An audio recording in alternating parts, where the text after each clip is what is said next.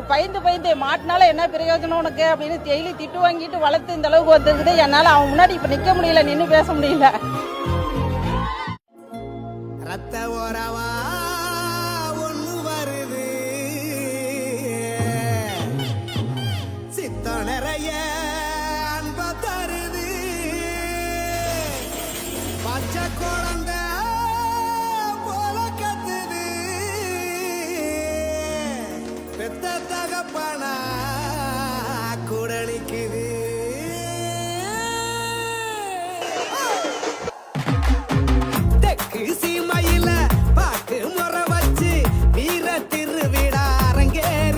ஊருமே ஒன்று சேர்ந்து எங்களுக்கு இவ்வளோ மரியாதை பண்ணுவாங்க அப்படின்னு நாங்கள் நினச்சி கூட பார்க்கல. இவ்வளோ பெரிய ஜனங்க எங்களுக்கு ரசிகர்களாக இருக்காங்க அப்படிங்கிறது எங்களுக்கு பெரிய சந்தோஷமாக இருக்குது.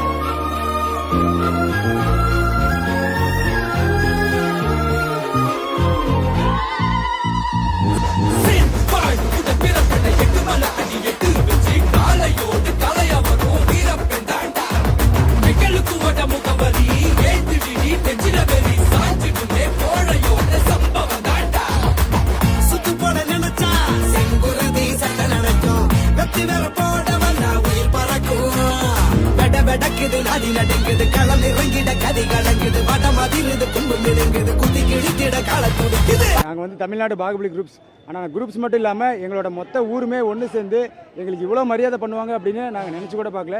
இவ்வளோ பெரிய ஜனங்க எங்களுக்கு ரசிகர்களாக இருக்காங்க அப்படிங்கிறது எங்களுக்கு பெரிய சந்தோஷமாக இருக்குது. இது மாதிரி இன்னும் மேலும் மேலும் நாங்கள் எல்லாமே வளர்ந்து மொத்த ஊருக்குமே தமிழ்நாட்டுக்கே நாங்கள் பெருமை சேர்க்கணும் அப்படின்னு ஆசைப்பட்றோம். வேறு என்ன சொல்கிறதுன்னு தெரியல. தான் சொன்னதில்ல, மறுபடியும் பிறந்த மாதிரி எங்கள் எல்லாத்துக்குமே ஒரு எதிர்பார்ப்பு. மாடு அவுத்து ஃபர்ஸ்ட் ப்ரைஸ் நான் பார்க்குறேனோ இல்லையோ எல்லாரும் பார்த்துட்டு ஃபோன் அடிக்க ஆரம்பிச்சிட்டாங்க. ஃபர்ஸ்ட் ப்ரைஸ் வண்டி திருப்பிட்டு போங்கன்னு.